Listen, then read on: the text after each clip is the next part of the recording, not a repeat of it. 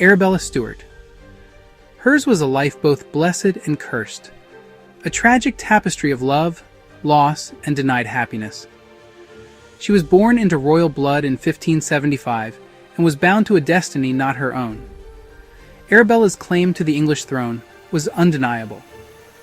Great-granddaughter of Henry VII, she was a potential rival to Queen Elizabeth I. From a young age, Arabella was aware of her precarious position, a pawn in the game of royal succession, her life a delicate dance on a razor's edge. Queen Elizabeth I, the Virgin Queen, was a formidable presence in Arabella's life. The Queen was a woman who had sacrificed love and family for the sake of her crown and saw a reflection of her own lineage in young Arabella. This sparked a complex mix of emotions within the Queen, a strange brew of affection and deep-seated jealousy. Arabella was raised with the understanding that her life was to be lived under the watchful eye of the crown. Her education, her movements, even her friendships were carefully monitored by Elizabeth and her advisors. The Queen, though never openly cruel to Arabella, kept her at arm's length, a constant reminder of the potential threat she posed. Elizabeth, a woman who valued intellect and wit, found herself both intrigued and threatened by her young relative. The Queen recognized in Arabella a kindred spirit, a woman born to rule. Yet, this recognition only fueled the Queen's insecurities, casting a further chill over Arabella's life. As Arabella blossomed into a young woman, her intelligence and beauty became undeniable. Suitors, both foreign and domestic, began to take notice. Each proposal, however, was met with the same cold response from Queen Elizabeth. The Queen, determined to control Arabella's destiny, refused to grant permission for her to marry. One suitor, Robert Dudley, Earl of Leicester, was a particular favorite of the Queen. He was handsome, charming, and ambitious. Elizabeth, despite her rumored affection for Dudley, refused to allow him to marry Arabella. The Queen's reasoning was simple. Such a union would have given Dudley too much power and brought Arabella dangerously close to the throne. Another potential match involved Henry IV of France. This proposal, while politically advantageous, was also swiftly rejected by Elizabeth. The Queen had no desire to see Arabella, a potential claimant to the English throne, married to a powerful foreign king. Elizabeth's grip on Arabella's future tightened with each passing year, suffocating the young woman's hopes for love and a family of her own. With Elizabeth's death in 1603, James VI of Scotland ascended the English throne as James I. While this change in monarchy offered a glimmer of hope for Arabella, it soon became clear that her troubles were far from over. James, deeply suspicious of anyone challenging his claim, viewed Arabella with the same wary eye as his predecessor. During James's reign, Arabella fell deeply in love with William Seymour. Seymour, a charming nobleman, was distantly related to the Tudors. Their love was immediate and all-consuming, a beacon of light in Arabella's dark life. However, their love was forbidden from the start. James feared their union might produce an heir with a stronger claim. He refused to sanction their marriage. The king's suspicions mirrored Elizabeth's, trapping Arabella in courtly intrigue and thwarted dreams. Despite the danger, Arabella and Seymour refused to be parted. Their love, forged in adversity, only deepened in the face of opposition. Determined to forge their own path, Arabella and Seymour devised a daring plan. They would escape England, seeking refuge and the freedom to marry in mainland Europe.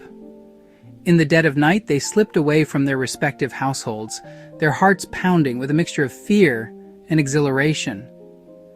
Disguised as commoners, they made their way to the coast, the salty air thick with the promise of freedom. Each whispered word, each stolen glance reaffirmed their commitment to one another. The danger they faced only strengthened their resolve, proving that their love was worth risking everything for. Their escape, however, was short-lived. James, upon discovering their flight, was furious. He ordered their immediate capture, dispatching ships to scour the English Channel. For Arabella and William, the open sea, once a symbol of hope, transformed into a treacherous trap. The king's men caught up with their ship just as it approached the French coast. Arabella, her heart sinking with each passing moment, was apprehended and brought back to England in chains. Her dreams of freedom, of a life with William, shattered against the harsh reality of her captivity. William, though he managed to escape to the continent, was powerless to save his beloved.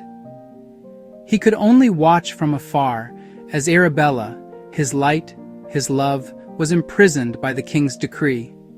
Their forced separation was a cruel twist of fate, a constant ache in both their hearts. Imprisoned in the Tower of London, Arabella found herself surrounded by the ghosts of her past. The cold stone walls seemed to whisper of other royal prisoners, victims of the Tudor dynasty's insatiable thirst for power. Her spirit, once so vibrant and hopeful, began to wither under the weight of her confinement.